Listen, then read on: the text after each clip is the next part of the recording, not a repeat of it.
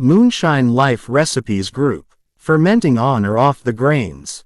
Fermenting on or off the grains simply means whether the grains are present during fermentation or not. Fermenting on the grains means that the grain is still present. Fermenting off the grains means that the grains are separated before fermentation. This article is geared towards distillers. Beers are mainly fermented without the grains. Fermenting on the grains benefits. 1. If your mash has incomplete starch to sugar conversion and not all the starch was liquefied during mashing, you can add enzymes which will keep converting starch to sugar during fermentation. Glucoamylase will keep forming sugar from residual starch as the yeast produces ethanol and may help you increase ethanol yields. Forming sugar during ferment is commonly known as simultaneous saccharification and fermentation SSF. 2. Increased flavor. This one is in both the pros and cons section. If you want a super neutral vodka, fermenting on the grains isn't the best idea. Your distillation column may or may not be able to separate some undesirable astringent flavors.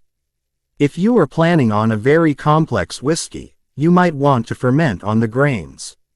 Extract more tannin, polyphenols, and oils. Hotter ferment and hotter sparge, if you remove the grain before distilling, will extract more tannins. The new make whiskey might be undrinkable for the first year.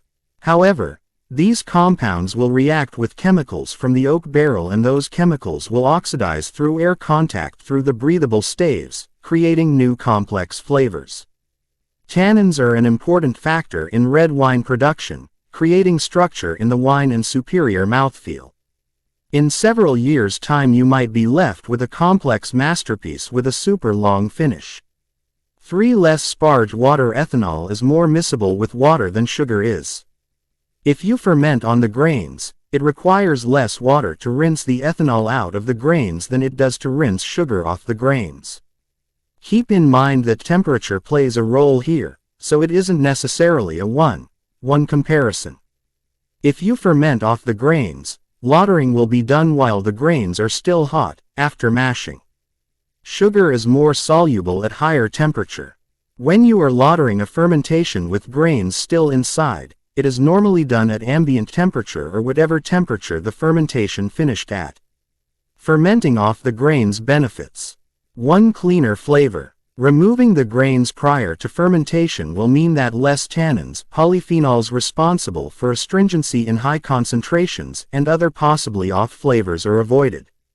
Fine solids left in during the fermentation such as amino acids and proteins can lead to increased hydrogen sulfide production, and a sulfury tasting spirit. Copper can be an important part of beverage distillation, as the hydrogen sulfide reacts with the copper, removing it from the spirit.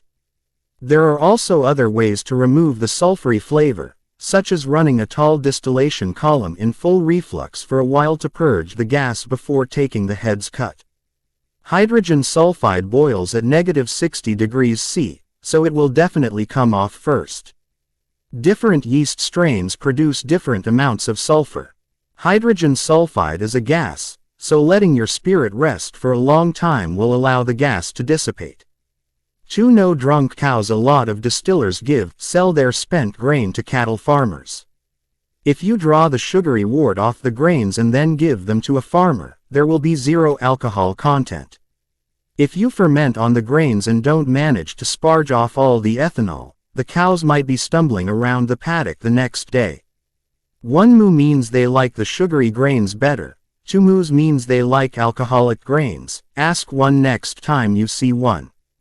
3. Easier pumping. Separating the wort from the grains as soon as possible means that you don't need a special pump which can handle high amounts of solids to transfer the grain, water and sugar mixture to the fermentation tank and then back to the lauter tank or still. 4. Similar to easier pumping, except easier to cool.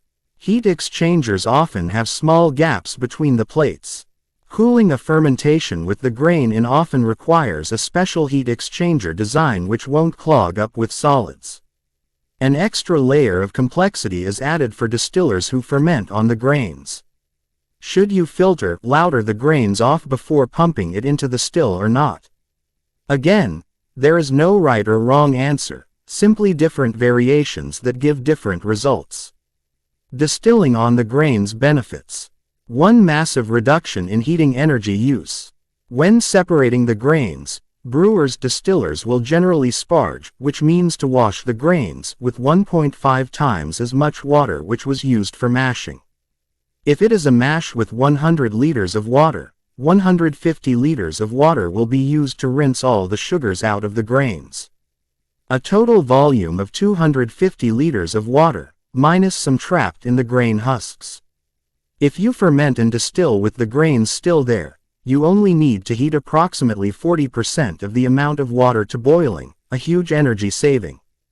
2. Practically perfect ethanol yield when distilled on a tall continuous column. When sparging grains, there comes a point where it is futile to wash any more sugar ethanol out of the grains. You are just diluting the mixture too much, resulting in more energy usage to boil more water for a tiny amount of yield. If you ferment on the grains and then pump this directly into a 10-20 plus plate continuous stripping column, the ethanol yield for this step will be very close to 100%. If you distill on the grains in a pot still, there is much more alcohol left over.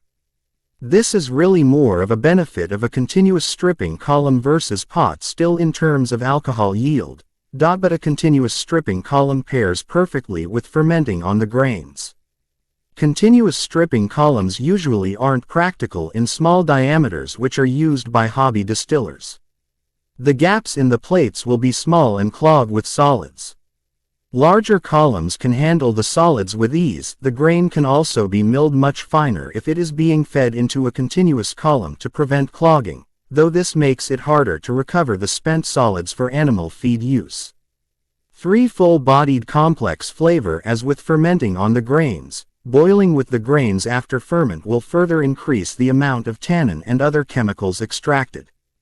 As mentioned before, this isn't ideal for making a clean neutral spirit which is drinkable from day one if you don't have a very tall still, but can be very desirable for a complex whiskey or other spirit if you are willing to wait many years for the flavors to oxidize, react and mellow. If your distillation column is very tall, you will be able to remove flavors you don't like and include flavors you do like. Distilling on the grains drawbacks. 1. Burning solids to heating elements, hot surfaces. Grain husks, fine flour, yeast etc. may burn to hot surfaces and be incredibly hard to clean off. If it does burn, it could produce horrible smoky flavors, and no, I'm not talking about an easy way to fake peated whiskey.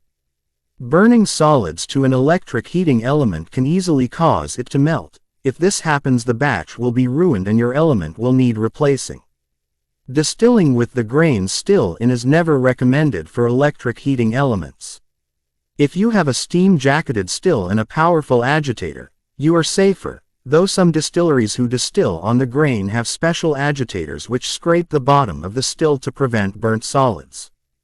2. Off flavors caused by boiling with the yeast, tannins etc. What do we do at Headlands Distilling Company? We ferment on the grains. Seacliff vodka, which is also the base of our gins, is designed to be a vodka with complexity, not a neutral industrial spirit. However, our packed vodka column is very tall, with 37 theoretical plates. While more flavors are extracted from the grain during fermentation, we are able to separate out the flavors we don't like and only include the flavors we do like, or the compounds responsible for structure, a more viscous mouthfeel without the harshness. It is a common misconception that a very tall column will only produce a very neutral spirit. This is partially true, it can produce a very neutral spirit, but if you keep the distillation running, the other components will start coming off in order of boiling point, polarity as well, then you can blend them back into the hearts if desired. We remove the grains before distilling and then pump this into our energy, yield-efficient continuous stripping column. Enjoy! Moonshine Life Recipes Group.